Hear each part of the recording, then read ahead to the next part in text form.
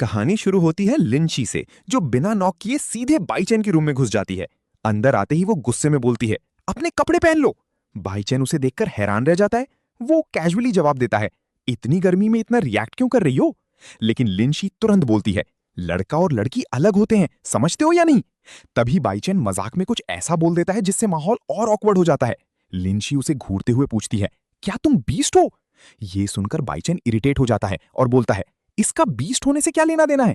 फिर वो उसे जल्दी से कपड़े पहनकर आने को कहता है।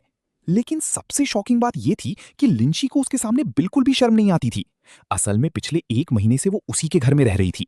दरअसल लिंची के पेरेंट्स और बाईचैन के पेरेंट्स साथ में फॉरेन ट्रिप पर गए हुए थे, इसलिए एग्जाम खत्म होने के बाद उसे कुछ समय के लिए बाईचैन के पास छोड़ दिया गया था।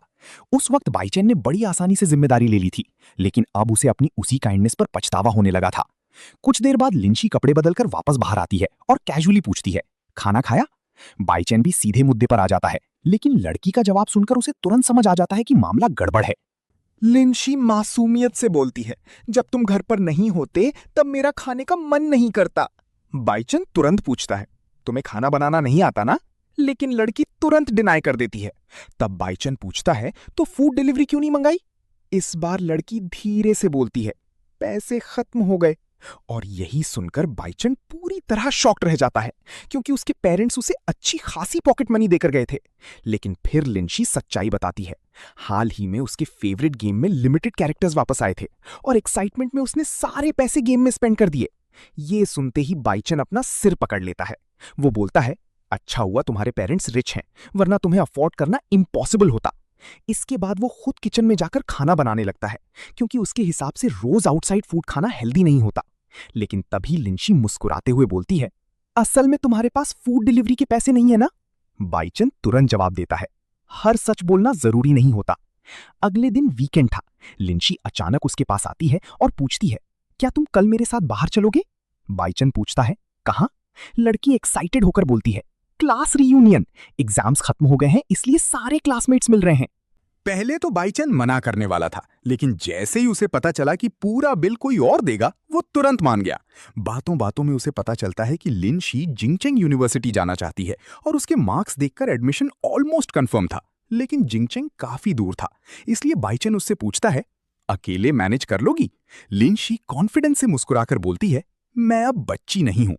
उस रात अचानक एक ऑकवर्ड सिचुएशन बन जाती है। बाईचैन अचानक उठता है और देखता है कि लिंशी उसी के बेड पर सो रही है। वो तुरंत चिल्लाता है, तुम मेरे बेड पर क्या कर रही हो? लेकिन लड़की बिल्कुल काम रहती है। वो कैजुअली बोलती है, मेरे रूम की लाइटिंग अच्छी नहीं थी, इसलिए मैं यहां पढ़ने आ गई। बाईचैन तुरंत जवाब देता है, रूम में आना अलग बात है, लेकिन बेड पर सोना अलग। लेकिन अगले ही पल लिंशी ऐसा जवाब देती है जिससे बाईचैन पूरी तरह स्पीचलेस हो जाता है। वो बोलती है, बचपन में तुमने मेरी पैंट्स तक उतार दी थी। ये सुनते ही बाईचैन जोर से चिल्लाता है, क्योंकि तुमने पैंट्स में सुसु कर दिया था। और यही सुनकर लड़की जोर जोर से हंसने लगती है। अगले दिन दोनों शॉपिंग पर निकल जाते हैं, क्योंकि लिंशी पहले से सूटकेस खरीदना चाहती थी ताकि बाद में जिंगचेंग जाते समय परेशानी ना हो। लेकिन प्रॉब्लम तब शुरू होती है जब लड़की सीधे एक्सपेंसिव ब्रांडेड सूट के सेक्शन में पहुंच जाती है। ये देखकर बाईचैन का दिल टूट जाता है। वो तुरंत बोलता है, मैंने सूटकेस खरीदने को कहा था, लग्जरी ब्रांड खरीदने को नहीं। लेकिन लिंशी उल्टा उसे ही चीप बोल देती है। फिर वो मजाक उड़ाते हुए पूछती है, तुम ऐसे गर्लफ्रेंड कैसे बनाओगे? बाईचैन बिना शर्माए जवाब देता है, मुझे तो ऐसी लड़की चाहिए जो खुद मुझ पर पैसे खर्च करे। ये सुनकर लिंशी हंस पड़ती है और बोलती है, फिर तो तुम जिंदगी भर सिंगल रहोगे।